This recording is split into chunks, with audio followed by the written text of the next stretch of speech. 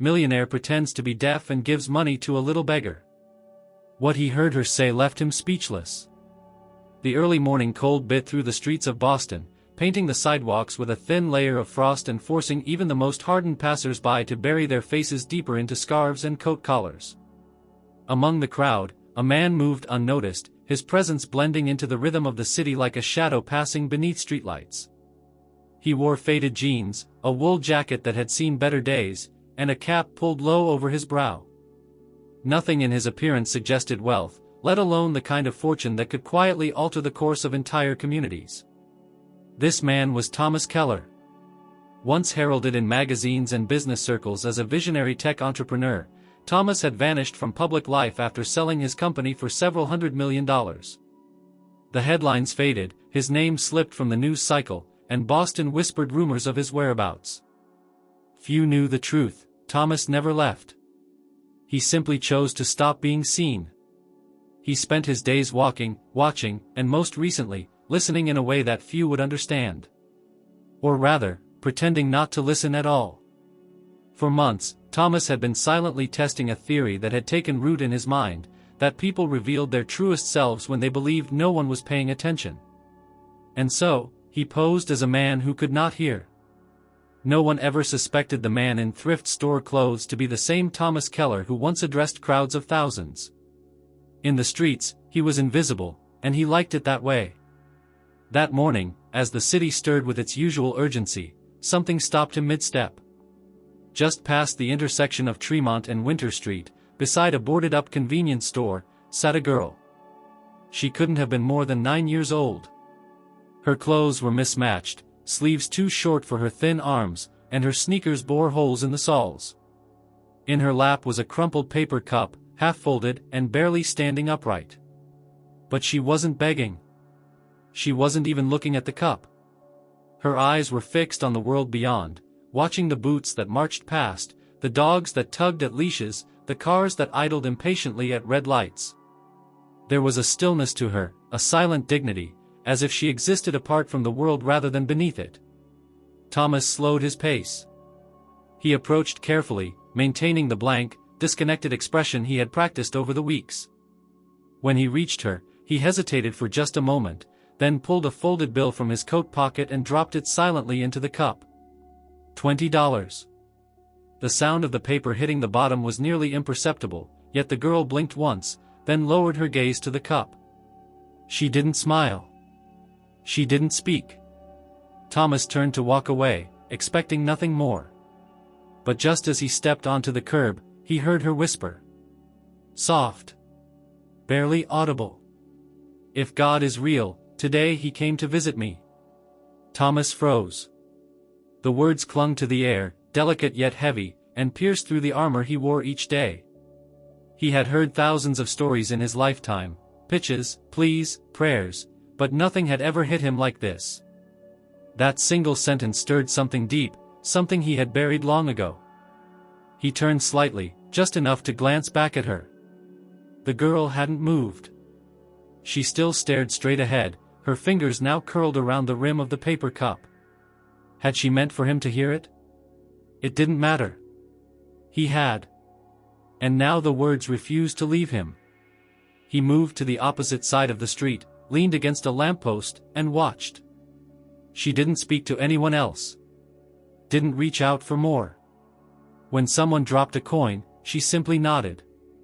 When others walked by, ignoring her completely, she didn't flinch.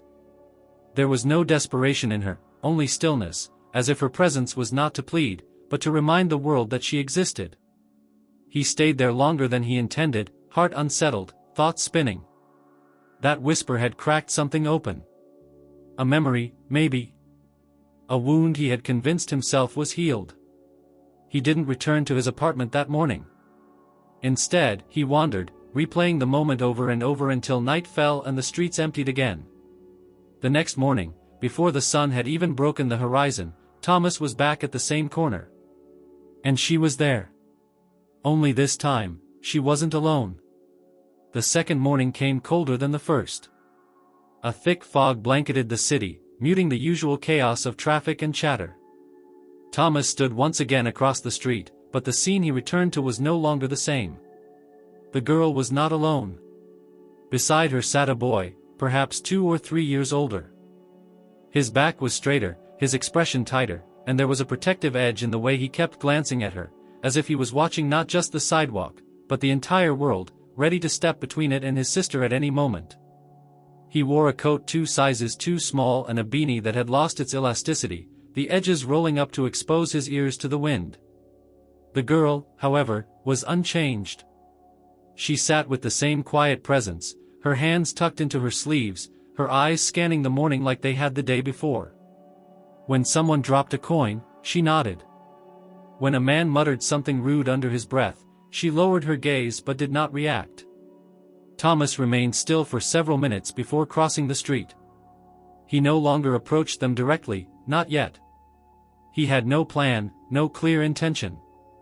All he knew was that he needed to be near them again. So he sat on a bench farther down the sidewalk, just close enough to observe, far enough not to intrude. He watched the 2 children huddle closer as the breeze picked up, the boy occasionally whispering to the girl, his mouth barely moving. She smiled once.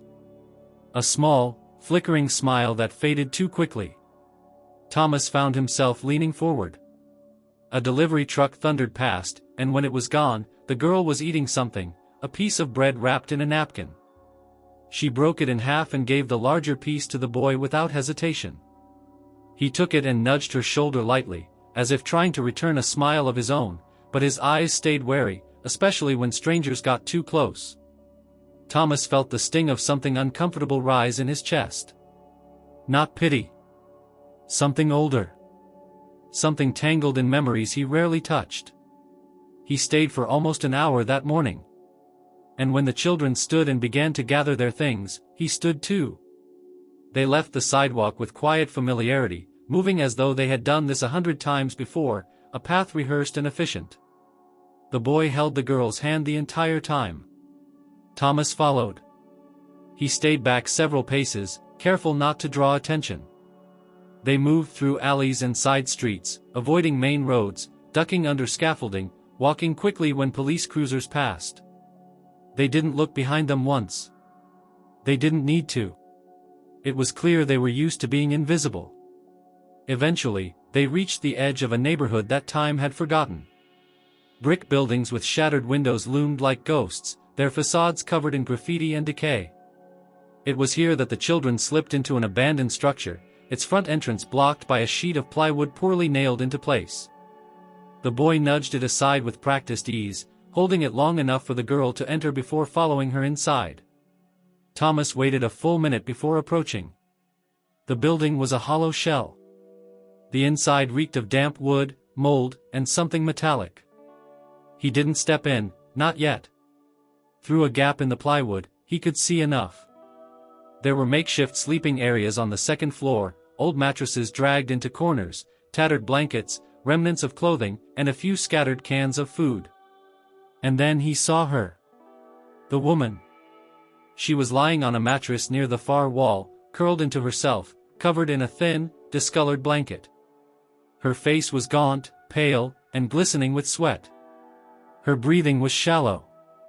The girl knelt beside her and gently adjusted the blanket, whispering something as she stroked the woman's hair. The boy stood nearby, rubbing his hands together for warmth, his eyes scanning the room. They weren't squatters. They were surviving. And the woman was their mother. Thomas's hands curled into fists at his sides. The ache he'd felt earlier deepened, anchoring itself in the base of his spine. He didn't move. He didn't blink. He just watched, held there by something that defied logic or distance. He turned to leave, unsure what he was even looking for, when a voice startled him. "You family?" The man was older, with sun-leathered skin and a deep Boston accent. He wore overalls and carried a canvas bag over one shoulder. He nodded toward the building, squinting at Thomas. "You know the kids?" Thomas hesitated. Then he nodded once. "Yeah," he said softly, voice still disguised in that hushed, half-muted tone. "Sort of." The man spat onto the sidewalk and shook his head. "Shame, what happened to their ma?" Used to be a nurse. Worked over at St. Bridget's, I think. Took a bad fall on the job, back injury or something. Couldn't work no more after that. Got let go. Bosses said it was her fault. Typical. Thomas blinked. She a good nurse? He asked, instinctively. One of the best, the man replied without pause. Always had time for the folks no one else cared about. The drunks, the junkies, the ones who just needed a warm hand. She'd sit and talk with them like they were human. Ain't many left like that. Thomas looked back at the gap in the plywood. Inside, the woman had not moved. The children were now lighting a small candle near her bed, the flickering flame casting long shadows across the cracked walls. The man shifted his weight. City don't know they're in there. Or maybe it does, just don't care. Either way, they won't last long. Not with winter coming. Thomas didn't answer. The man shrugged and walked off. Left alone, Thomas remained for several more minutes. He felt the weight of the girl's whisper from the previous day echo again, "If God is real, today he came to visit me." He had never considered himself a man of faith. Not since childhood. But standing outside that crumbling building, watching 3 lives unravel quietly behind plywood and shadows, he felt something pull at him. A reckoning, perhaps. Or a summons. He turned away before he was seen, disappearing into the morning fog as silently as he had arrived. But his mind remained behind, tangled in candlelight and whispered prayers. Tomorrow, he would return. And this time, he would not stay silent. The third morning brought rain. Not a heavy downpour, but a persistent, bone-soaking drizzle that blurred the city's edges and smeared reflections across the sidewalk. Thomas stood under the awning of a closed cafe, watching the same corner from the same distance, waiting to see if they would return. He hadn't slept much the night before. Every time he closed his eyes, he saw the candle flickering beside the mother's frail body, the girl's steady hands adjusting the blanket, the boy's unblinking eyes surveying the dark like a soldier on watch. They had not spoken a word while he watched them, not one unnecessary sound, and yet their silence had said more than most conversations he had ever had. At just past 8 o'clock, they arrived. The girl appeared first, stepping out from an alley wrapped in a hoodie that dragged past her knees. She looked smaller than before, swallowed up by the fabric, her hands hidden inside the sleeves. Behind her came the boy, his eyes already darting across the street, scanning doorways, faces, the movement of cars. His expression had hardened. Not with anger, but with alertness. Thomas knew that look. It was the look of someone who had learned not to trust the world to leave them alone. They sat in their usual spot. No cup this time. The girl simply tucked her knees beneath her and rested her chin on them, blinking against the mist. The boy stood for a few moments before sitting beside her, one arm wrapped loosely around her shoulders, forming a barrier between her and the street. Thomas stepped into the drizzle. As he approached, he kept his posture neutral, his gait casual, his face half-turned as if he had no specific destination. But when he neared, the boy's head snapped toward him. Their eyes met for the first time. Thomas stopped. The boy didn't speak. He didn't move. But the message was clear in his stare, "Do not come closer." Thomas lifted his hand slightly, palm out, as if to say, "I mean no harm." Then, slowly, he reached into his coat pocket and pulled out a paper bag, dry despite the rain, and placed it on the sidewalk a few feet away from them. Inside were 2 peanut butter sandwiches, 2 apples, and a thermos of warm tea. He didn't wait for thanks. He didn't say a word. He stepped back, turned, and walked to his usual bench. From there, he watched. The boy eyed the bag suspiciously. Then, with a quick glance around, he reached over and pulled it closer. He opened it carefully, checked the contents, and passed the apple to his sister. She took it wordlessly, bit into it, and smiled for the first time that morning. It was a small thing. But Thomas felt it. A shift. A crack in the wall between them. The morning passed slowly. People came and went, hurrying beneath umbrellas, heads down, shoulders raised. But the two children remained still. Their movements were deliberate, minimal, as though conserving energy. The boy, though clearly tired, never stopped scanning. His eyes were in constant motion, alert, assessing, protective. Thomas wondered how long he had been like that. How many mornings had this boy woken up knowing he had no adult to rely on, no safe place to rest? How many nights had he stood guard while his sister slept? A busker set up across the street and began playing soft tunes on a battered saxophone. The sound drifted through the mist, warm and slow. The girl tilted her head slightly, listening. For a moment, her eyes closed. The boy noticed and shifted, moving closer to block the wind. Then, without looking away from the street, he spoke. "She's not stupid, you know." Thomas looked up, startled. The boy was staring straight at him. "She knew you were watching yesterday." Thomas didn't respond. He wasn't sure if he should speak or stay in character. But the boy continued before he could decide. "She sees everything. Hears everything too. Even when she acts like she doesn't." Thomas stood and walked slowly toward them. This time, the boy didn't stop him. He remained seated, tense but composed, his hands balled inside his sleeves. Thomas knelt to their level. The girl looked up at him but said nothing. "I'm sorry," Thomas said quietly. "I didn't mean to scare either of you." The boy's eyes narrowed. "Then what do you want?" Thomas paused. He had rehearsed this in his mind a dozen times. But now that he was here, none of the words felt right. "I don't know," he admitted. "I saw you. That's all. And I couldn't stop thinking about you." The boy didn't look impressed. "That doesn't answer my question." Thomas studied him. The boy was maybe 12, possibly 13. His face bore the early signs of adolescence, a shadow of sharpness to his jaw, a flicker of defiance in his stare, but his voice carried the weight of someone much older. "I wanted to help," Thomas said finally. "But I didn't want to scare you off. Or make things worse. We don't need help." The boy's tone was clipped, automatic. The girl touched his sleeve. "It's okay," she whispered. He turned to her, something softening in his expression. Thomas saw the opening.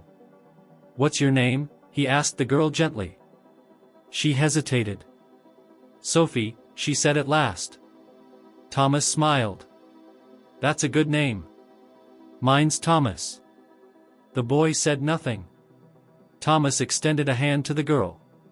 She didn't take it, but she didn't pull away either. "I meant what I said," Thomas added. "I don't want anything from you. I just wanted you to have something warm to eat today. That's all." The boy's gaze didn't waver. "And tomorrow?" "I don't know," Thomas replied honestly. "Maybe I'll bring you something else. If that's okay." The boy didn't answer. But after a moment, he picked up the thermos, unscrewed the lid, and sniffed. Then he handed it to Sophie. She took a small sip, her eyes lighting up. "It's sweet," she said.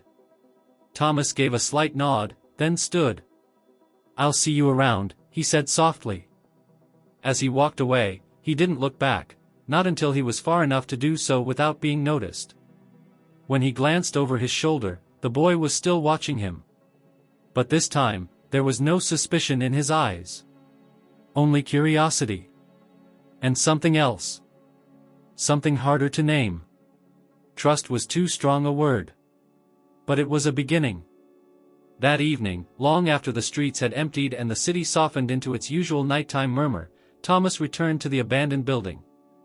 He parked his car several blocks away, careful not to attract attention, and approached on foot with the same caution he'd used before. The plywood barrier at the entrance had been pushed back into place, but now he knew the path. He didn't enter immediately. Instead, he listened. There was no sound of conversation, only the occasional cough from somewhere upstairs, followed by the subtle creak of floorboards shifting under cautious steps. A small flicker of candlelight appeared through a broken window on the second floor. Thomas stepped inside, careful to keep his movements slow and quiet. The musty air hit him immediately, a mix of damp insulation, rust, and sickness. He climbed the staircase with deliberate steps, avoiding loose nails and rotting boards. When he reached the second floor, he stopped in the shadows just beyond their view. He could see them now. Sophie was seated beside her mother again, humming softly as she used a damp cloth to wipe her mother's forehead. The boy, whose name Thomas still didn't know, stood nearby, arms crossed, watching the room like a sentry. A small, flickering candle sat on a metal can between two worn mattresses. The mother's condition had worsened. Her breathing was more labored, each inhale rattling in her chest. Her face was pale, almost translucent in the candlelight.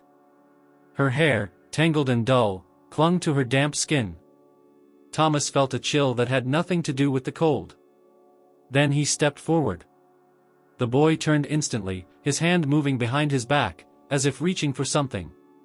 But when he recognized Thomas, he relaxed just slightly, not out of trust, but recognition. "You shouldn't be here," the boy said. Thomas nodded.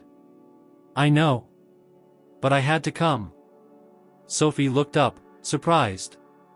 She smiled faintly but didn't leave her mother's side.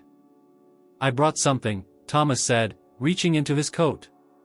He pulled out a plastic bag and offered it to the boy. Inside were medical supplies, gauze, alcohol wipes, acetaminophen, cough syrup, a thermometer. Nothing strong, nothing requiring a prescription, but more than they had. The boy took the bag without a word and handed it to Sophie, who began sorting through it carefully. "She's getting worse," she said softly, not looking up. "I don't think the fever's going down."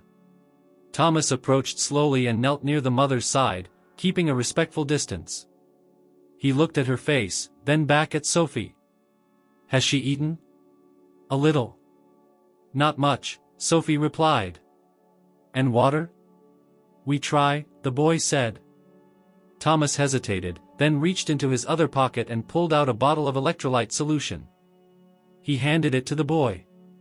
"This might help more than water. Little sips at a time." The boy took it, examining the label. Then, without comment, he passed it to Sophie. Thomas looked around the room.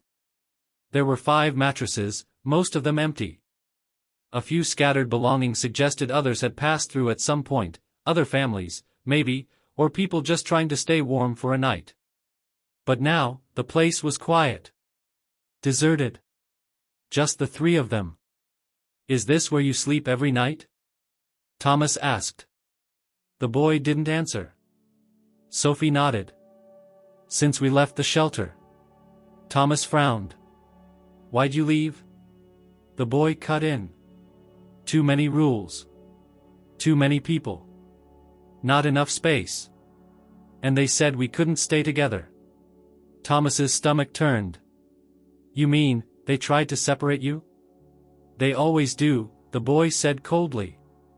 "Put kids in one place, adults in another. Said it was for our safety." Sophie looked down. "Mom didn't want us split up." Thomas took a breath and looked back at the mother, who stirred slightly in her sleep. Her lips moved, but no words came out. Only air. Her chest rose and fell with visible effort. He could feel the urgency now, sharp and present. This wasn't just a sick woman resting in poor conditions. This was a woman in danger of not waking up. He turned to the boy. "What's your name?" There was a pause. "Daniel," he said finally. Thomas nodded. "Daniel, I need to ask something. And I need you to trust me." Daniel's posture stiffened. "Not about taking you away," Thomas added quickly. "I promise. I want to understand what you need. What she needs." Daniel's eyes flicked toward his sister, then back to his mother. He said nothing for a long moment. Then, "She needs a doctor. A real one. Not just cough syrup and candles." Thomas nodded slowly. "Would she go? If I took her to a hospital?" Daniel shook his head. "She's scared. She thinks they'll take us away." What about you? Daniel met his gaze, defiant. We're not leaving her. I don't want you to. There was silence again. Sophie had wrapped her mother's hand in both of hers, gently rocking back and forth. The candle flickered, casting long shadows across the wall. Thomas stood and stepped away, pulling out his phone. He walked to the far corner of the room and dialed a number. It rang twice before someone answered. Marcus, Thomas said quietly. I need a favor. Quietly. No paperwork. I need a doctor. Tonight. He listened, nodded, then gave the address in a whisper. No sirens. No ambulance. Just help. She's got kids. He hung up and turned back. Daniel was watching him again. I called someone I trust, Thomas said. No hospitals, not yet. Just someone to check on her. That okay? Daniel gave a slight nod. An hour later, a car pulled up outside. A woman in her 50s stepped out, carrying a small black medical bag. She wore jeans, boots, and a coat far too clean for that part of town. Thomas met her at the door and led her upstairs. She didn't speak when she entered, only gave a warm nod to the children and knelt beside the mattress. The next half hour was a blur. She checked vitals, listened to the woman's lungs, took her temperature, examined her pupils. She worked with calm efficiency, her presence a kind of quiet reassurance. Sophie sat nearby, watching everything. Daniel stayed near the wall. She's running a high fever, the doctor said at last. Her lungs are congested. Probably pneumonia. If it gets worse, she won't be able to breathe on her own. Can she be treated here? Thomas asked. I wouldn't recommend it. She needs antibiotics. Real ones. And rest. And warmth. We can't take her to a hospital, Daniel said immediately. I know, she replied gently. But she can't stay here either. Thomas looked at Daniel. Would you let me take her somewhere safe? Somewhere private. A clinic I fund, no questions asked. No police. No records. Just help. Daniel looked at Sophie. Sophie looked at her mother. She won't go without us, Sophie said. Thomas nodded. Then you come too. Daniel hesitated. Then, quietly, if she says yes. The doctor packed up her things. We'll need to move her tonight. Thomas helped coordinate. They used blankets to lift her gently, carefully carrying her down the stairs, out into the rain, into the back of the car. The children sat on either side of her, holding her hands. Thomas rode in front. They drove through quiet streets toward a building with no sign, no windows, just a heavy metal door and a keypad. Inside, warmth. A bed. Clean sheets. Medical equipment. A nurse waiting. Sophie laid her mother's head on the pillow. And for the first time since Thomas had met her, the woman opened her eyes and whispered, "Thank you." It was barely audible. But Thomas heard it. And so did Daniel. By the following morning, the rain had stopped. A brittle light crept through the city, casting long, pale streaks on the pavement. In the quiet clinic room, Thomas stood near the door, watching as the nurse adjusted the foredrip. The woman, Sophie and Daniel's mother, lay in the bed, her breathing more stable now, though still shallow. The fever had broken during the night, but her body remained fragile, pulled thin by weeks of cold, hunger, and sickness. Sophie sat beside her, one hand resting lightly on her mother's arm. Daniel stood near the window, staring at the blinds as if he could see the street through them. Thomas hadn't spoken much since they arrived. He had chosen instead to stay in the background, letting the medical team work, letting the children be near their mother without interference. But now, with the worst of the emergency over, there was a space for something else. Understanding. History. Truth. He stepped into the hallway, taking a deep breath before pulling out his phone. It rang only once. "Rebecca," he said when the voice answered. It's me. A pause, then, you know what time it is, right? It's important.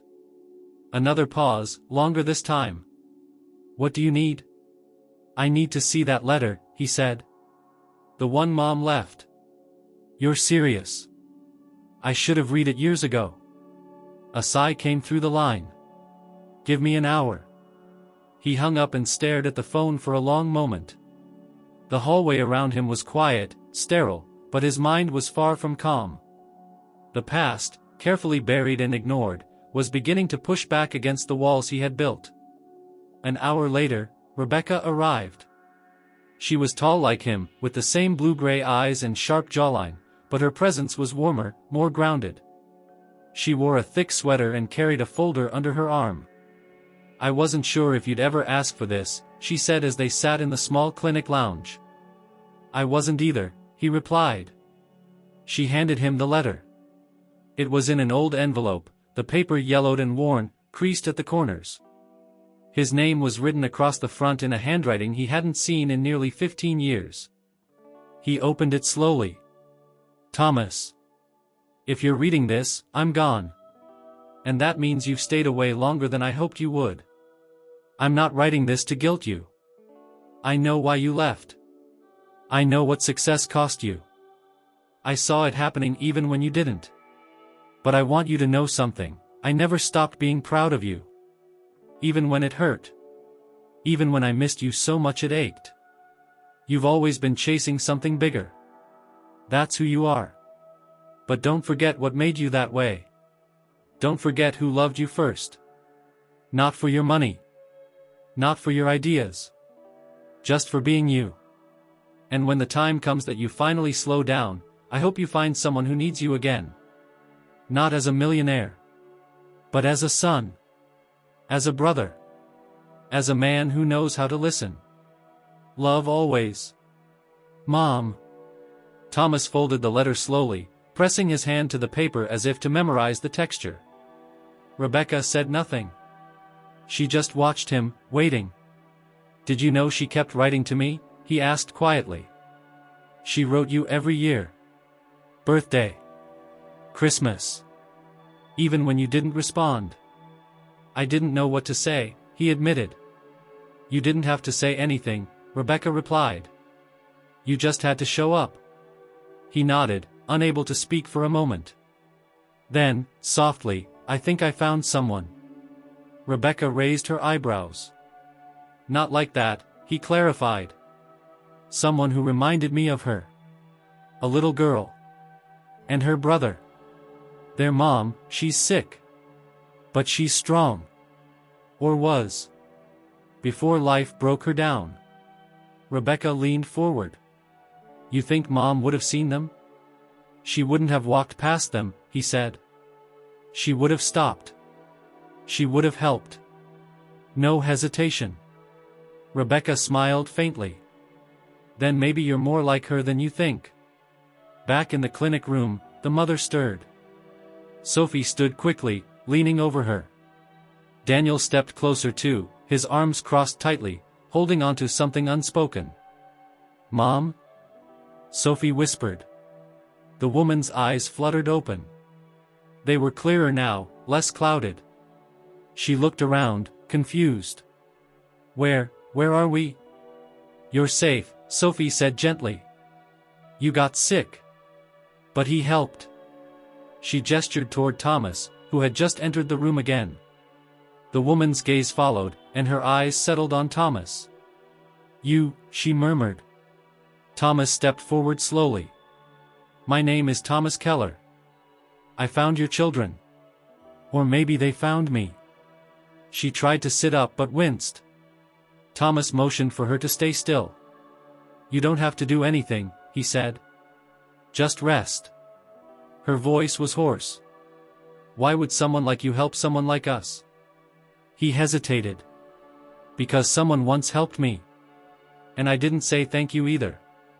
She studied him for a moment, then closed her eyes again, the exhaustion pulling her back under. Daniel remained quiet. Sophie returned to her seat, her fingers wrapping around her mother's hand again. Later that afternoon, Thomas stepped outside for air. The sky had turned gray again, the light dull and heavy. That was when the neighbor from the old building appeared. He was walking his dog, heading toward the corner store, when he spotted Thomas and stopped. "You're still around?" the man asked. Thomas nodded. "They're safe now." The man whistled low. "That's good. Real good. Never thought anyone bother." Thomas looked at him. "You said their mom was a nurse?" The man nodded. "Yeah. Melissa. Worked nights for years. People liked her. Always had a kind word. After her accident, though, things just fell apart. System didn't do her any favors." "What happened to the father?" Thomas asked. The man sighed. "Disappeared. Rumor was he couldn't handle the pressure. Left one night and never came back." Thomas's jaw tightened. "They ever ask about him?" Sophie did. "Not so much the boy. I think he already figured it out." Thomas looked toward the clinic building. The neighbor glanced at him. "You gonna stick around?" "I don't know yet," Thomas replied. The man nodded. "Hope you do. Not many folks who show up twice." When Thomas returned inside, he found Daniel sitting in the waiting area alone, his arms crossed, staring at the floor. "She's sleeping again," Daniel said without looking up. Thomas sat beside him. "You've been taking care of her for a long time," Thomas said. Daniel gave a slight nod. "I know what that's like," Thomas added. Daniel glanced at him, skeptical. "My mom raised us alone," Thomas said. "Worked 2 jobs. Sometimes 3. I used to think I had to grow up fast to protect her. Then I left. Built a life. Got rich. But I forgot what it cost her." Daniel's voice was quiet. "We didn't forget." Thomas nodded. "That's why you're different." They sat in silence for a long time. When Thomas finally stood to leave, Daniel spoke again. "You coming back tomorrow?" Thomas paused. "Yeah," he said. "I will." And this time, he meant it. The following morning, the sun returned, a soft, cold light that did little to warm the early autumn air, but still made the world outside the clinic feel less bleak. Inside, the building was still, broken only by the distant hum of medical equipment and the occasional soft voice of a nurse moving through the hall. Thomas arrived just after 8 o'clock. He hadn't slept. After his conversation with Daniel the previous evening, he had returned home and sat in silence, the letter from his mother resting beside an untouched glass of water on the kitchen table. Every word from that page echoed through his thoughts, not just as memory, but as a quiet demand for action. He made his way toward the clinic room and paused outside the door. Inside, he heard Sophie's voice, quiet, steady, reading from a picture book. The pages rustled gently as she turned them, and her tone carried the natural rhythm of someone used to filling silence. Then came a voice he didn't expect. Again, the woman said softly, "Melissa. Awake. A little stronger." Sophie laughed. "But we already read it twice. I like the way you do the voices." "I'm not that good." "You are to me." Thomas waited another minute before knocking lightly and stepping inside. Melissa looked up from the bed. Her color had improved slightly, and her eyes were clearer, more focused. Sophie was seated on a stool beside her, book in lap. Daniel stood near the corner, hands in his pockets, watching as he always did. Thomas smiled gently. "How are we today?" Melissa offered a weak smile. "Less like I'm dying." "That's something." "You sound better," he said. "I feel like I've been hit by a truck." "That's still better than yesterday," he replied. "Yesterday, you couldn't finish a sentence." Melissa nodded slowly, then looked at Sophie. "Can I have a few minutes alone with Mr. Keller?" Sophie looked surprised, but she nodded. Daniel hesitated before moving toward the door. "I'll be right outside," he said to his mother. Melissa waited until the door clicked shut before speaking again. "You've done a lot for us," she said quietly. "And I need to understand why." Thomas stepped closer, pulling the chair near the bed. "I told your son the truth. I saw your children. I saw something in them I couldn't forget." "That's not an answer." Thomas nodded, leaning forward, elbows on his knees. "No, it's not. The truth is, I've spent a long time pretending not to care. Not about people, but about connection. I got used to being distant. Comfortable with it. But your daughter said something the first time I saw her, something I wasn't meant to hear." Melissa watched him closely. She whispered, "If God is real, today he came to visit me. And I haven't stopped hearing it since." Melissa turned her face slightly, blinking hard. "She says things like that," she murmured. "Like she's older than she is." "She is older than she should be," Thomas said. Melissa looked back at him. "So what now? You've rescued the poor family. Do we disappear again?" "No," he said firmly. "I'm not here for a photo op. I'm not telling anyone about this. There's no headline coming." "Then what are you here for?" He paused. "Maybe, to stop pretending I'm deaf. And start listening. For real this time." Melissa gave a tired laugh. "You're not deaf?" "No." She smiled faintly. "Sophie figured that out 2 days ago." He raised his eyebrows. "She did?" Melissa nodded. "She told me. Said you flinched when a car honked behind you." Thomas exhaled through a quiet laugh. "She's sharper than most adults I know." "She always has been," Melissa said, voice softening. "She used to listen at the door when I called the hospital about my job. Thought if she understood enough, she could fix everything. She's not wrong." Melissa's eyes filled, but she blinked the tears back. "I was proud. Too proud. After the accident, I thought I could bounce back. I thought people would help. But no one did. The hospital blamed me for the fall, and I didn't have a lawyer. The union barely lifted a finger. 1 month turned into 6. Then the rent was gone. And eventually, so was our home." Thomas said nothing for a moment. "Then, what about your husband?" Melissa looked at the ceiling. "He left before it got bad.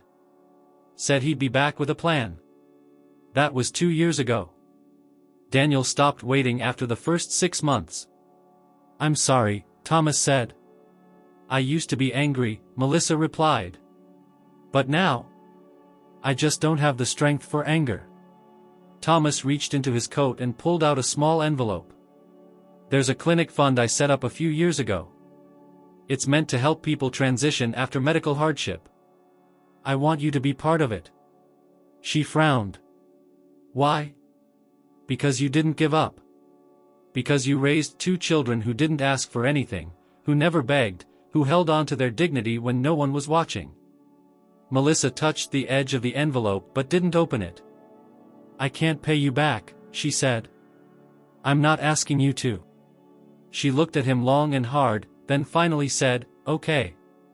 Later that day, Sophie and Daniel sat in the small break room while their mother slept again. Thomas entered quietly, carrying 3 paper bags. "Lunch," he said. "Grilled cheese and tomato soup. Not fancy, but warm." Sophie smiled wide. "Real cheese or the weird yellow kind?" "Real cheese," he replied. "2 kinds, actually." Daniel took the bag without a word, but he didn't look away this time. His posture had changed, less guarded, more grounded. Trust hadn't fully arrived, but suspicion had begun to erode. As they ate, Sophie suddenly said, "You don't talk like someone who lives on the street." Thomas looked at her. "That's because I don't." Daniel looked up sharply. "I wasn't lying about being curious," Thomas continued. "But I wasn't honest about who I am." "Who are you?" Daniel asked. Thomas exhaled. "My name is Thomas Keller." I used to run a tech company. I sold it. I have money. More than I know what to do with. I've been giving it away for years, quietly. But I started feeling like none of it mattered anymore. Like I was just pretending to help. Why pretend to be deaf? Sophie asked. Because I wanted to see what people do when they think you're not listening. I wanted the truth. Daniel studied him. And what did you hear? Thomas didn't answer right away. Enough to stop pretending, he said finally. Sophie smiled. I think you're weird. Thomas laughed. I'll take that as a compliment.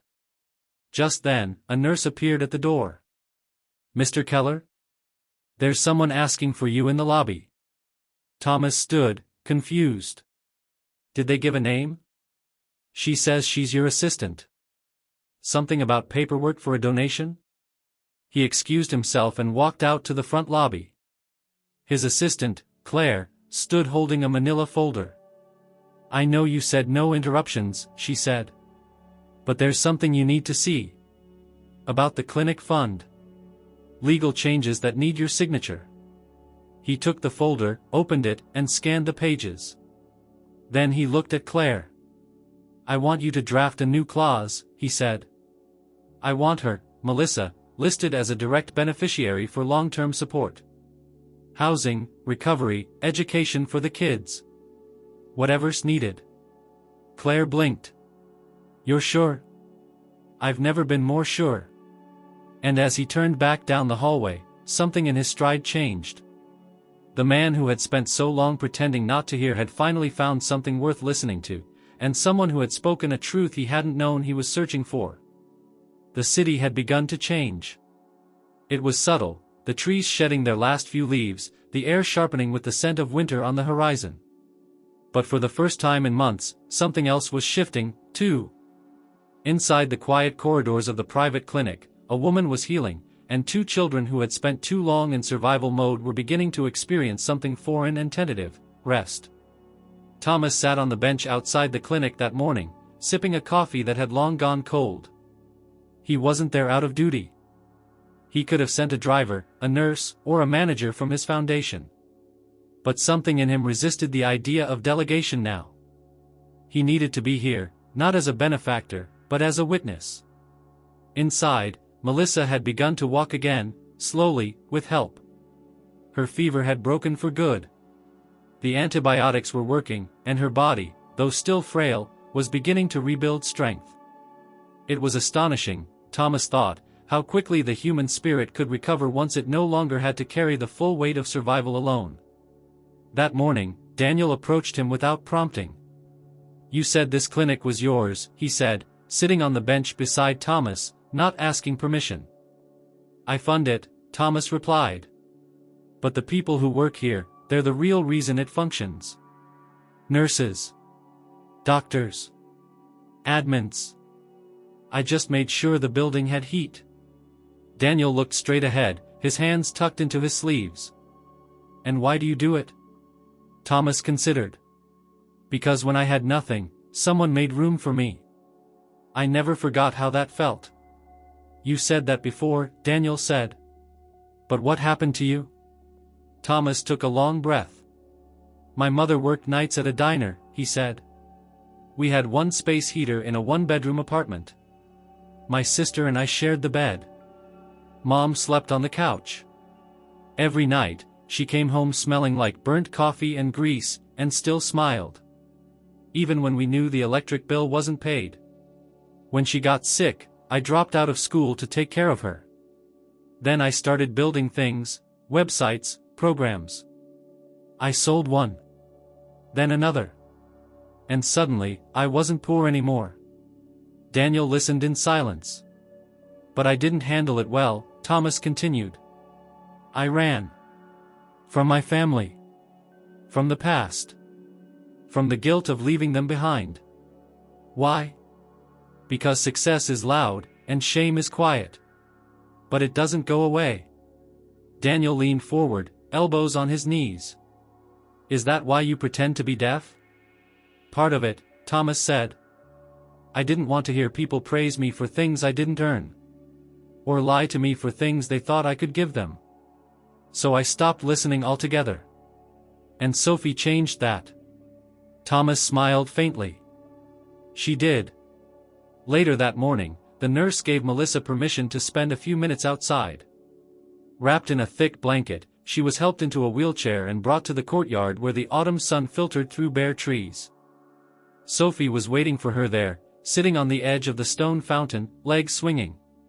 Thomas and Daniel watched from the glass window as Sophie gently placed a scarf around her mother's neck and said something that made Melissa laugh, a real laugh, small but genuine. "I didn't think we'd ever have this again," Daniel murmured. "You will," Thomas said. Daniel turned to him. "How can you be sure?" "Because this time, you're not alone." That afternoon, Thomas returned to his office, a place he had barely entered in months. Floor-to-ceiling windows overlooked the harbor, sleek furniture lined the minimalist space, and on the walls hung art he barely remembered purchasing. But he didn't linger in any of it. He walked straight to the large boardroom, where his assistant Claire was waiting with a stack of documents. "The legal team sent over the draft for the transitional housing proposal," she said. "If you approve it, we can finalize the property next week." Thomas flipped through the pages. "It'll be listed under the foundation's name," she continued. "But the units will remain anonymous. Rent-free for up to 18 months. After that, sliding scale. No credit checks. No invasive applications." "And the name?" Thomas asked. She hesitated. "You still want to call it Sophie Place?" He nodded. Claire gave a half-smile. "It fits." When he returned to the clinic, Melissa was resting again, but Sophie greeted him at the door with a question that caught him off guard. "Can I go to school again?" Thomas crouched beside her. "Is that something you want?" She nodded eagerly. "I miss books. Real books. Not just the ones we find in donation boxes." He looked at Daniel, who had just entered behind her. The boy gave a slow nod, more cautious, but not resistant. "Then we'll make it happen," Thomas said. He spent the next hour making calls. Arranging tutors. Talking with counselors. His foundation already had education partners, but this time, it wasn't about a grant or a press release. This was personal. By the end of the day, he had secured 2 spots at a small private learning center, one that specialized in helping children re-enter structured education after trauma or displacement. No uniforms. No tests for placement. Just gentle integration. When he explained it to Melissa that evening, she cried. "I thought I'd failed them," she whispered. "That I'd taken everything from them." "You gave them everything that matters," Thomas replied. "The rest, we'll rebuild." The next few days passed quickly. Sophie started her lessons. Daniel took longer to agree but eventually joined her for the afternoon sessions. Melissa regained strength faster than expected. The clinic team helped her begin the paperwork for government assistance and medical rehabilitation, but Thomas assured her they wouldn't be relying on that alone. And one morning, when she came out of the exam room with a new prescription in hand, she found an envelope waiting for her at the front desk. Inside was a lease agreement. A small, furnished apartment in a quiet building near the school. Paid in full for 1 year. Utilities included. No signature required, only a set of keys. She stared at it in disbelief. When she turned around, Thomas was standing at the door. "I don't want charity," she said quietly. "It's not charity," he replied. "It's the first step." Melissa hesitated. "What if I fall again?" "Then we'll get back up. Together." She nodded slowly, then looked down at the keys in her hand. Sophie ran over seconds later, breathless. "Are we moving?" Thomas smiled. "Whenever you're ready." And for the first time, Daniel smiled too. It was small. But it was real. The apartment was small, but to Melissa and her children, it felt enormous. It had 2 bedrooms, clean sheets, a stove that worked, and a bathroom with running hot water. Sophie wandered through the space as if it were a museum of miracles, touching the walls, testing every faucet, flicking the light switches on and off just to hear the click. Daniel was more restrained, but he sat for a long time on the couch in the living room, not speaking, only listening to the quiet. No footsteps overhead. No sirens outside. No wind whistling through broken windows. Just peace. Thomas visited them regularly now, though never unannounced. He had established clear boundaries out of respect for Melissa's autonomy, and she had started to see him less as a benefactor and more as a friend. Their conversations had grown lighter. She laughed more. Sophie started collecting little things she liked from school, drawings, vocabulary lists, and taped them to the wall of her bedroom with pride. Even Daniel had begun to participate in his afternoon classes, no longer sitting silently in the back, but answering questions, asking a few of his own. Then, one evening, just as the late sun cast amber light through the apartment windows, Melissa received a phone call. She was in the kitchen, chopping carrots for a soup that Sophie had begged her to try making. Daniel sat at the table working on a math worksheet. The phone rang from the countertop. She checked the screen. Unknown number. She hesitated, then answered. Hello? There was silence at first. Then a voice she hadn't heard in nearly 2 years. Melissa. She froze. Her hand on the knife. The carrot halfway through. It was him. What do you want? She said quietly. I heard what happened. The kids. You. I didn't know how bad things had gotten. You didn't know because you left, she snapped. You disappeared. I had no choice, the voice said. I didn't have work. I couldn't find a way to help. I was ashamed. You weren't the one who had to look them in the eye every day and lie about food. I'm sorry, he said. I want to come see them. Melissa's pulse quickened.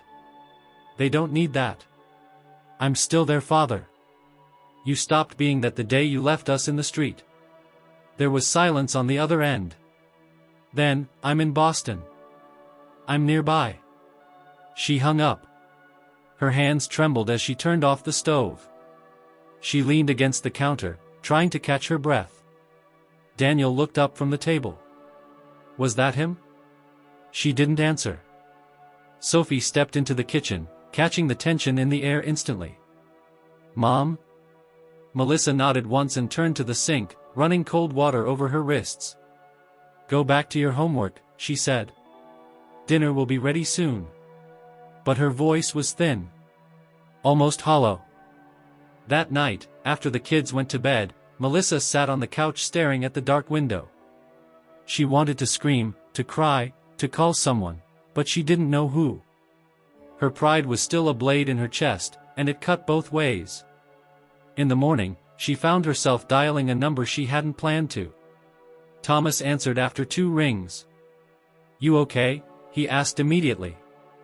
Melissa swallowed. Do you have time to stop by today? Of course. When he arrived later that afternoon, she met him at the door with an expression that told him everything before she said a word. He called, she said. Thomas's posture stiffened. Who? Their father. Is he trying to get custody? No. At least, not yet. He says he wants to see them. Says he's nearby. Thomas stepped inside and closed the door. Do you believe him? I believe he's nearby. I don't know about the rest. What do you want to do? Melissa sat at the edge of the couch, wringing her hands. I don't know. I don't want him confusing them. I don't want him undoing everything we've worked for. But, he's their father. You're allowed to protect them from him. Especially if his presence would cause harm. I don't even know if I'd recognize him, she whispered. That's how long it's been. Thomas sat beside her, silent for a moment. Then he said, You don't owe him anything. She looked at him. Even if he's changed? People change, Thomas said. But consequences don't always vanish with change. Showing up after vanishing isn't redemption. It's a start, maybe. But only if you're ready for it. She nodded, slowly. That evening, Daniel caught Thomas as he was leaving. He's here, isn't he? Thomas didn't lie. He called. Daniel clenched his jaw. I don't want to see him. That's okay, Thomas said. He's gonna try to act like nothing happened. Then you have the right to remind him that something did. Daniel stared at the ground. What if Sophie wants to see him? Then that's her right too. But it's your mother's decision. The following day, a man appeared at the edge of the school parking lot. He didn't approach the building. Just stood there, wearing a worn jacket and a nervous expression. Thomas was already watching. He had anticipated this, not just out of suspicion, but out of habit. People who disappear and then return often wait near the places where hope gathers. And for those kids, that school had become hope. Thomas stepped out of his car and approached him. Melissa doesn't want you near the children right now, he said calmly. The man looked startled. Who are you? Someone who didn't leave. I'm not trying to take them. I just wanted to see. They don't need you to see them. They needed you when their shoes had holes. When their mother was coughing up blood in an abandoned building. Where were you then? The man looked away. I couldn't handle it. You still don't have to, Thomas said. Unless Melissa tells you otherwise, stay away. The man nodded, slowly. Tell her I meant to come back. No, Thomas said. You tell her. If she ever wants to hear it. He watched the man walk away, his steps unsure, his shoulders hunched. Later that evening, he told Melissa everything. She listened, her hands clasped together tightly. Did he look different? Thomas hesitated. He looked smaller than the version of him you carried around. She didn't respond, only nodded. Thank you, she said finally. For what? For not letting him decide how this part of our story goes. Thomas didn't say anything more. He didn't need to. Because the past had come knocking. But this time, the door had a lock, and Melissa held the key. The apartment settled into a new rhythm after the encounter with the past. Melissa didn't speak of him again, and the children didn't ask. It was as if an unspoken agreement had formed, the door was closed. If it ever opened again, it would be on their terms, not his. Days passed. Sophie began staying after school for art club. Daniel was invited by one of his instructors to join a beginner's coding class offered at the community center. And for the first time, Melissa stood on her own in the kitchen, cooking a meal while music played low on the radio. The world had not miraculously righted itself, but the chaos had receded enough to let normalcy begin to take root. That was when the system reappeared. It came in the form of a knock at the door. Thomas had just arrived for a visit and was helping Melissa assemble a second-hand bookshelf in the living room when the sound startled them both. Sophie was at school. Daniel was reading on the balcony. Melissa opened the door cautiously. Two women stood outside. One was in her 40s, well-dressed, with a clipboard and a firm posture. The other was younger, wearing a lanyard and holding a small tablet. Melissa Carter? The older woman asked. Yes, Melissa replied. I'm Cynthia Maddox, from the Department of Child and Family Services. This is my associate, Evelyn Wu. We're here for a wellness follow-up. Melissa froze. I wasn't notified. We attempted contact last week, Cynthia said. We're required to perform in-person checks when a family with minor children has been reported as homeless within the last 6 months. Thomas stepped forward. Can I ask who made the report? Cynthia looked him over briefly. And you are? Thomas Keller. I'm with the Keller Foundation.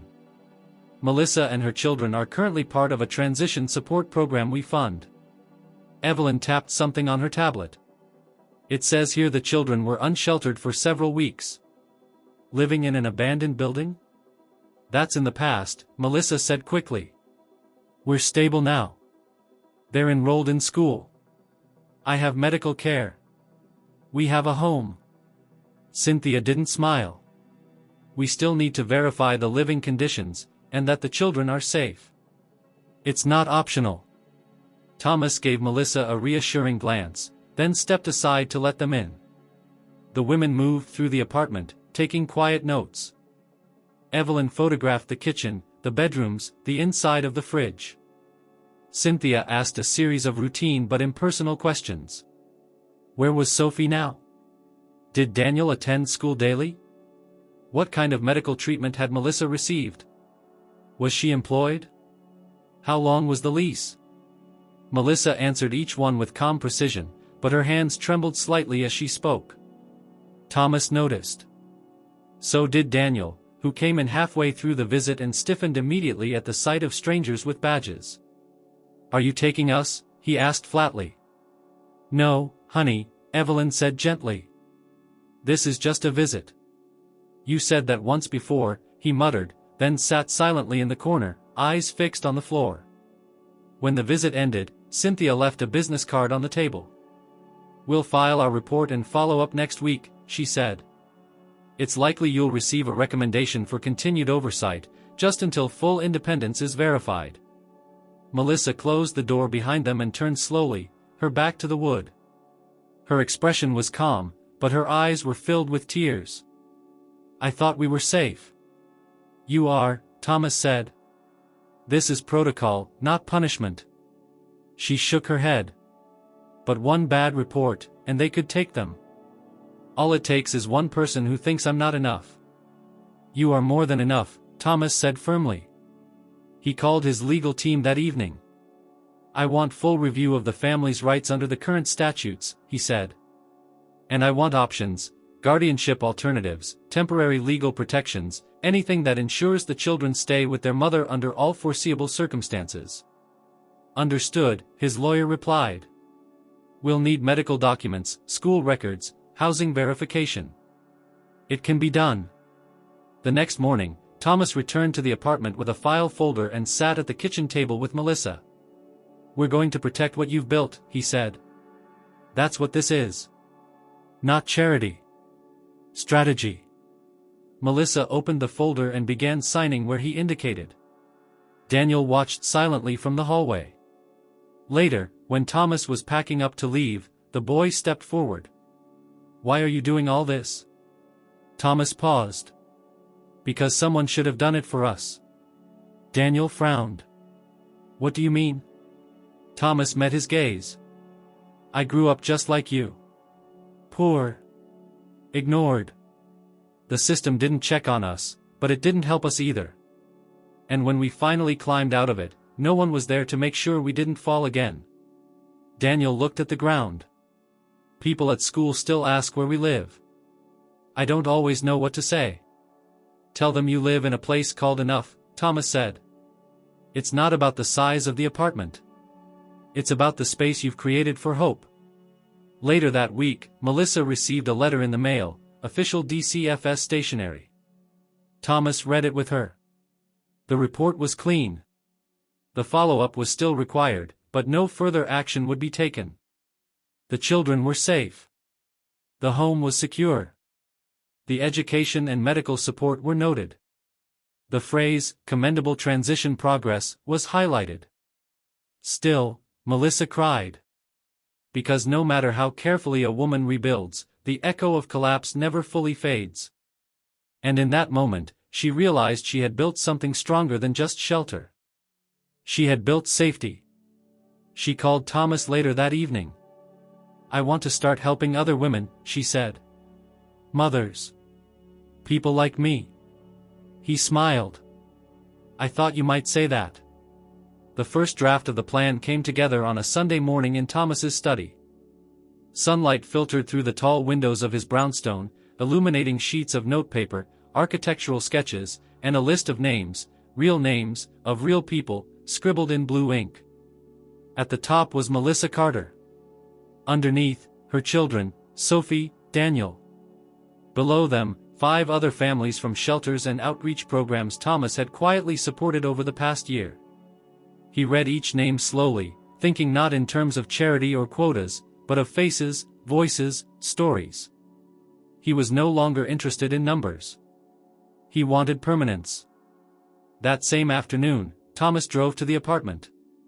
When Melissa opened the door, he held up a single piece of paper. "I want to show you something," he said. She stepped aside to let him in. Daniel was at the table, finishing a science project. Sophie sat on the rug with art supplies spread out like a rainbow explosion. The room had become more than a space, it now carried the smell of baked bread, the sound of pencils on paper, the sense of a life in motion. Melissa studied the page in his hands. Her eyebrows furrowed. "A facility?" "A community," Thomas corrected. "Not a shelter. Not temporary housing. A permanent residential development for families who've been through what you've been through. Private apartments. On-site school support. Free childcare. Legal aid. Mental health services. A garden. A library. And jobs." She looked up. "You're serious? I want you to help me design it." Melissa sat down, her hand still gripping the paper. "You don't need me for that." "But I do," he said. "What I don't need is another group of consultants who've never lived the reality. I want this place to be built from the ground up by the people it's for." Daniel spoke from the table. "So, like a neighborhood?" "Exactly," Thomas said. "But one that people can afford. One that doesn't feel like a step down from dignity." Melissa glanced around the room, at the photos Sophie had started hanging on the wall, the sticky note on the fridge with Daniel's school schedule, the mug with a cracked handle that had somehow survived every place they'd been. "If you'd offered me this 2 months ago," she said slowly, "I would have thought it was a trap." "It's not," Thomas said. "I know that now," she replied. He spent the next hour explaining the logistics, how the land had already been acquired, how the foundation was prepared to fund the initial build and operations, how tenants would pay on a sliding scale based on income, how no one would ever be evicted for falling behind. No landlords. No loopholes. A structure that favored sustainability over profit. And then he handed her a second folder. "What's this?" "Your job offer." Melissa blinked. "You're hiring me?" "As a consultant," he said. "To oversee the resident advisory committee. To recruit families. To help define policies that actually work." She stared at the folder, unmoving. "You've already done the work," he said gently. "You raised 2 children through circumstances most people would never survive. You have every qualification that matters." Tears welled in her eyes, but she didn't let them fall. "Is this how you fix everything?" she asked. "Money and blueprints?" "No," Thomas said. "It's how I start making up for the years I spent pretending none of it was my problem." She accepted the folder with a silent nod. That night, Thomas found himself parked outside the school Sophie and Daniel attended. He had arranged a meeting with the principal earlier that week and stayed late to discuss additional scholarships for incoming students from low-income families. He wasn't just building a residential program, he was building a pipeline.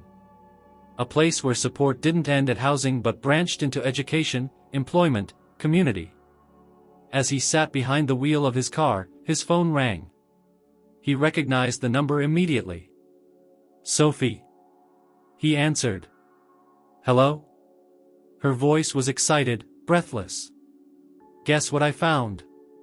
He smiled. "What?" "A sculpture in a book about art class. It's a hand covering an ear. Like, someone listening really hard. It reminded me of you." "Of me?" "Yeah. Before, you pretended not to hear. But now I think you hear everything. Even stuff no one says out loud." Thomas didn't speak for a moment. "I like that," he said finally. "I really do." The next few weeks moved quickly.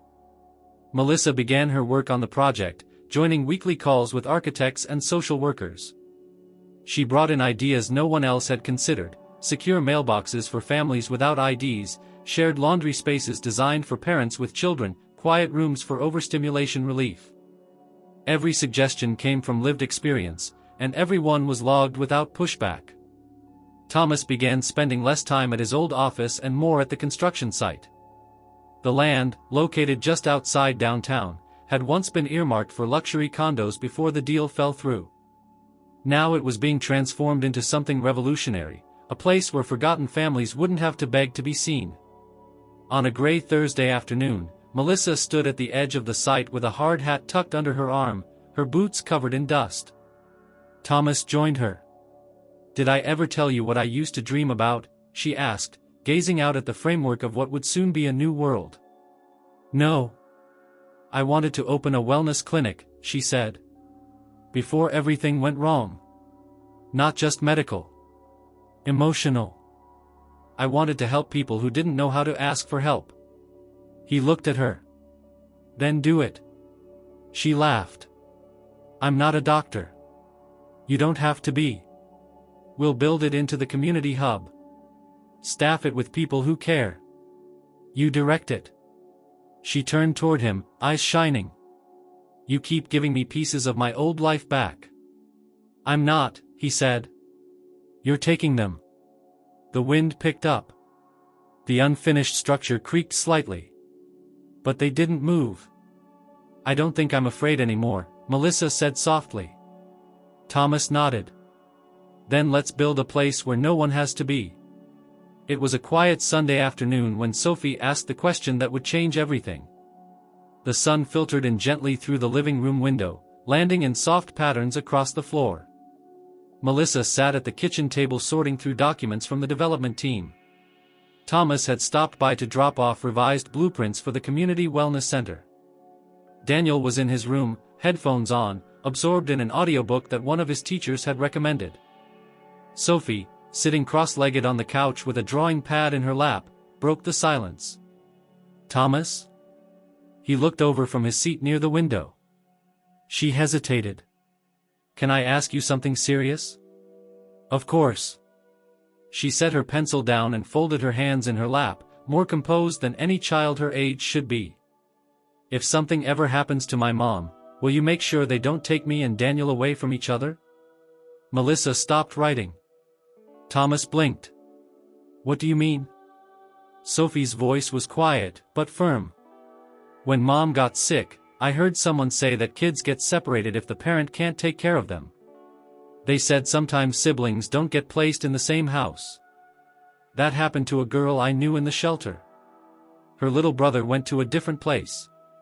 She never saw him again." Thomas's chest tightened. Melissa stood slowly from the table. "Sophie, sweetheart. I'm not trying to be dramatic," Sophie said quickly. "I just want to know that if something happens, even if it's a long time from now, someone will keep us together." Thomas didn't speak for a few seconds. Then he crossed the room and knelt in front of her. "Nothing is going to happen to your mom," he said softly. "I know," she replied. "But I still want to ask." He glanced back at Melissa. Her face was still, but her eyes were glossy. Thomas turned to Sophie again. "I promise you, I will do everything in my power to keep you and Daniel together. Always." "That's not just a promise, it's a plan." Sophie nodded, her eyes steady. "Okay." Then she hugged him, the kind of hug that bypasses small talk and thank yous, the kind that leaves something behind. When she let go, she returned to her drawing without another word. Later, after the kids had gone to bed, Thomas remained in the living room with Melissa. They sat in silence for a few minutes, the weight of Sophie's request still hanging in the air. "She's been carrying that fear since the shelter," Melissa said finally. "I just didn't know how deeply it got in." "She's not wrong," Thomas replied. "There are cracks in the system big enough to swallow whole families." Melissa looked at him. "You meant it, didn't you? What you told her?" "Every word." She took a long breath. "Then maybe it's time we talk about legal protection." "You mean custody?" "Not full custody. But something. Something that gives you the right to step in if something ever does happen to me."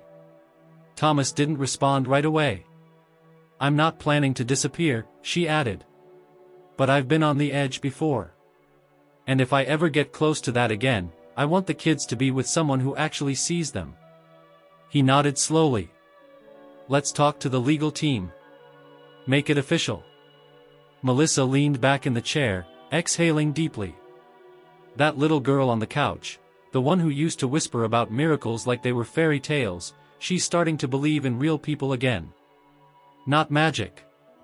Not chance. Just people who mean what they say. Thomas looked toward the hallway where Sophie and Daniel were asleep. I wasn't expecting this, he said. Any of it. I don't think you needed to, Melissa said. It found you anyway. The following week was filled with movement. Thomas's legal team drafted a document that gave him limited guardianship rights in the event of emergency. Melissa read it carefully, asked every question, made sure there were no loopholes that could be misused.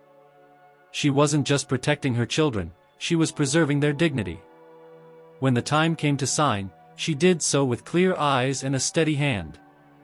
Sophie and Daniel were told only the basics, that it was a safety net, not a plan. They took it in quietly. Neither asked for details. But the next day, Daniel took one of Thomas's old business cards and pinned it to the wall above his desk. Just in case, he said. That same week, Melissa received a letter, not from the system, not from the city, but from a hospital she hadn't heard from in over a year. The letter stated that her name had been placed on a list for re-entry into a nurse retraining program. It had been flagged for review when her foundation-funded recovery file was processed through one of their partners. She brought the letter to Thomas. I didn't apply, she said. He took the letter and read it twice. But you're eligible now. She nodded. It's just a prep course. Nothing licensed yet. But it's a start. Do you want it? She hesitated. Yes. But I'm scared. Of failing? Of not remembering who I was before all this? Of realizing maybe she's gone? Thomas handed the letter back. She's not gone. She just learned to survive a fire. Melissa wiped her eyes with the corner of her sleeve. You're good at this, she said. Saying things that make it hurt less. I've had practice, he replied. Mostly talking to myself. The retraining program started 2 weeks later. Melissa commuted twice a week to a small facility near the medical district. It wasn't glamorous, just anatomy reviews, basic patient care protocols, and mental health counseling modules, but she began to glow again. Not in the physical sense. But in the way her sentences lengthened, in how her posture changed, in the way her laughter returned without apology. Meanwhile, construction on the community project moved into its framing phase. The first buildings were beginning to take shape. Melissa's voice at design meetings had grown more authoritative. She was no longer asking questions, she was giving directions. And on a crisp Wednesday morning, Sophie handed Thomas a folded note before school. I wrote you something, she said. It's not a thank you letter. It's just a letter. He waited until she had left before opening it. Inside, in careful handwriting, it read. You didn't try to save us. You just showed up. And sometimes that's what saving looks like. I hope you don't stop showing up. Because now I look for you. And it's not scary anymore. Love. Sophie. Thomas folded the note and placed it inside his wallet, behind his driver's license. He would carry it with him everywhere. Because some requests change a man's mind. But others, like Sophie's, change the shape of his heart. It was late November when the first snow fell over the city. A thin layer at first, just enough to dust the rooftops and line the edges of windows, but it brought with it a sense of pause. People walked slower. Conversations took place indoors. The air itself felt quieter, more deliberate. The apartment was warm. Melissa stood at the stove, stirring a pot of lentil soup, while Daniel helped fold laundry on the couch. Sophie sat at the kitchen table with a pencil in her hand, tongue resting on the corner of her lip as she wrote, slowly and carefully, on a sheet of lined paper. she had been working in silence for nearly an hour. Thomas arrived just before dinner. Melissa greeted him with a nod and a soft smile, her movements fluid, her energy grounded. The weight that had once clung to her like a second skin was no longer visible. She had been attending her nursing retraining program for a month now. It had become part of her rhythm, something that gave her momentum, something that reminded her of the woman she had always been, even beneath the years of struggle. "Come in," she said. "You're just in time." He removed his coat and shoes and stepped into the familiar warmth of the home that now felt less like an intervention and more like a chapter he was meant to be part of. Sophie finished writing just as the soup was ladled into bowls. She folded the paper neatly and tucked it into an envelope, then quietly placed it inside Thomas's messenger bag, saying nothing. They ate together, no formal seating chart, no stiff conversations. Just laughter, teasing about Sophie's drawing of Daniel as a grumpy professor, updates from Melissa's class, and Thomas sharing that the first wave of foundation-funded apartments would be ready for inspection by early spring. Later that evening, back in his brownstone, Thomas emptied his bag and found the envelope. He sat at his desk and opened it, expecting another sweet message, maybe a drawing. But this letter was different. "Dear Thomas, I know I already wrote to you once. And I know you said you didn't need thank yous. But this isn't really a thank you letter. It's a, you changed the way I see the world letter. When I used to sit on the street, I thought everyone who passed me by was either too busy or didn't care. Some of them looked scared of me, like being poor was a disease you could catch. I never blamed them. I just decided it meant I didn't matter. But you didn't walk past. You didn't even talk. You just listened. And I think that's harder than talking. Then I realized something even bigger. You listened because you knew how it felt not to be heard. I don't think you helped us out of pity. I think you helped us because you saw something you remembered. Maybe from your life. Maybe from someone else's. But you didn't just give us food or money. You gave us a second chance to believe in people." My mom smiles again. Daniel reads in the morning. I go to school and draw pictures that don't come from a place of sadness anymore. I draw things that haven't happened yet. Things I hope for. You're in a lot of them. I think you came into our lives at the exact right time. And I hope we came into yours the same way. Love. Sophie. Thomas closed the letter slowly, the edges of the paper trembling slightly in his hands. He rested it on the desk in front of him and leaned back in his chair, his chest rising with a deep, steady breath. The next morning, he visited the construction site again. The community project had become more than blueprints and meetings. It was real now, steel frames, insulation, beginnings of walls. He walked the perimeter with Melissa, who was wearing a construction vest over her jacket, her clipboard in hand. They finished the first foundation pour last night, she said. The east building should be ready for walkthroughs in 6 weeks. Have we finalized the community room layout? He asked. Almost. We just added a small art space. I thought maybe kids like Sophie might want to create somewhere that isn't a bedroom floor. He smiled. Perfect. Melissa stopped beside one of the empty door frames. You know, I think about what would have happened if you hadn't dropped that $20 bill. He turned to her. I think about that too. And? I might have kept walking. Might have stayed deaf to the world for a little longer. But I didn't. Because of her. Melissa nodded, her eyes fixed on the skyline. Sometimes I wonder if we ever really save each other, or if we just show up at the exact moment the other person decides to stop falling. That's enough, he said. That's more than enough. Back at the apartment, Sophie finished another drawing. It was of the new community center, with smiling people standing in front. In the top right corner, she added a sun. But instead of the usual yellow rays, she colored it with a blend of soft orange and pale blue. She labeled it, Hope, finally showing its face. Daniel leaned over her shoulder. You gonna give that one to Thomas? She shook her head. No.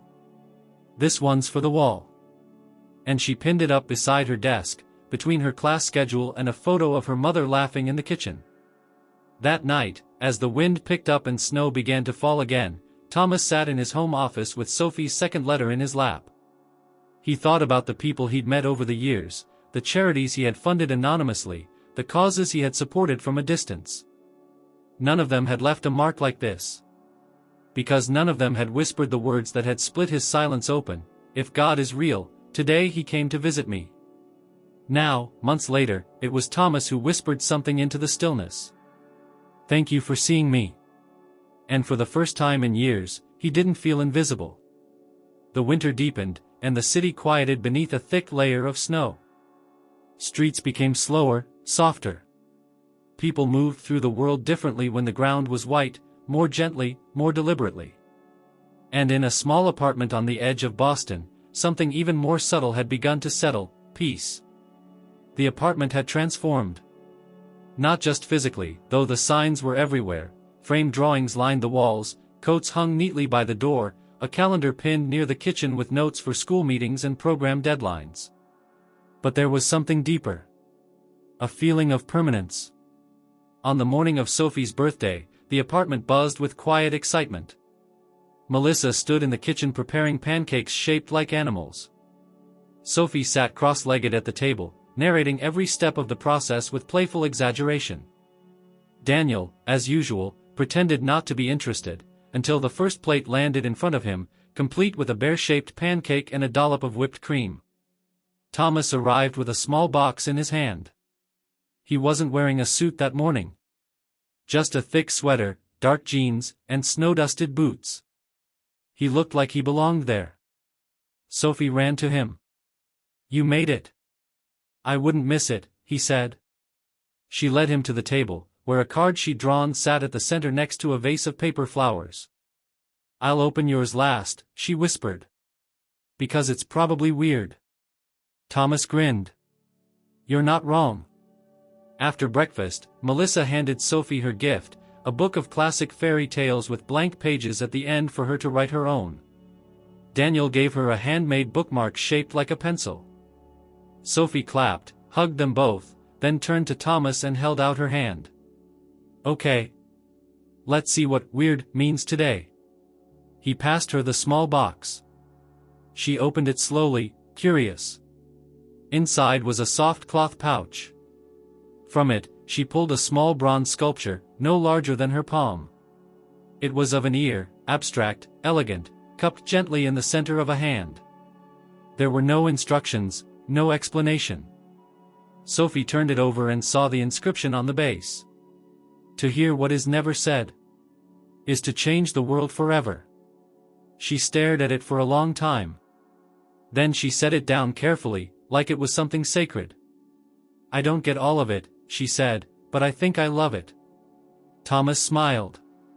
"That's all I hoped for." Melissa stood quietly behind them, watching the exchange. Her eyes lingered on the sculpture, then on the man who had given it. "Did you ever think," she asked, "when you first saw her on the street, that it would come to this?" "No," Thomas said. "I thought I was walking away from a moment. Not into a life." The rest of the day was simple. They baked cupcakes.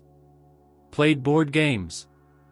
Sophie wore a paper crown from a party store and demanded to be addressed as Queen of the Living Room. Even Daniel, usually so composed, joined in when she created a fake kingdom with imaginary rules. That night, after the kids were asleep, Thomas and Melissa sat on the small balcony, wrapped in blankets, watching the snow fall in the glow of the streetlights. "The community project's first families move in next month," she said. "Can you believe it?" He nodded. "It still feels surreal." "You built something permanent," she said. "Not just for me. For all of them." "We built it," he corrected. "You and I. And a little girl who said one sentence and cracked something open in both of us." They were quiet for a while. Then Melissa turned toward him. "So, what happens now?" Thomas looked at her, at the softness in her face that had replaced years of fatigue. "Now," he said. "We keep showing up." "For how long?" As long as we're needed. She rested her head lightly against his shoulder.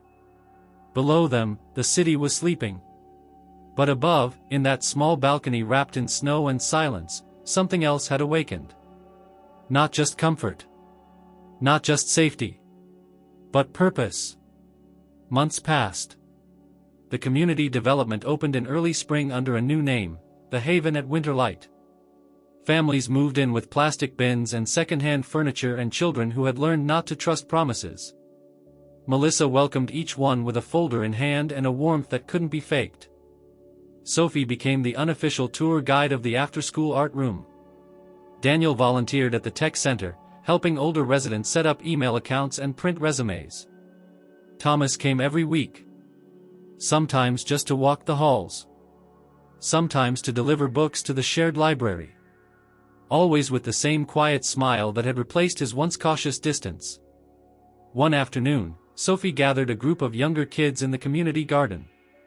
They sat on old picnic benches while she told a story, one she had written herself. It was about a man who wore a hat too low and shoes too quiet, who pretended he couldn't hear because he didn't want the world to know how much it hurt to listen. And about a girl who said something when she thought no one was paying attention. At the end of the story, one of the kids asked if the man and the girl ever became friends.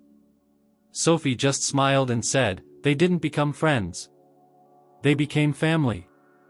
And in that moment, under a soft blue sky and the scent of new soil, the story came full circle.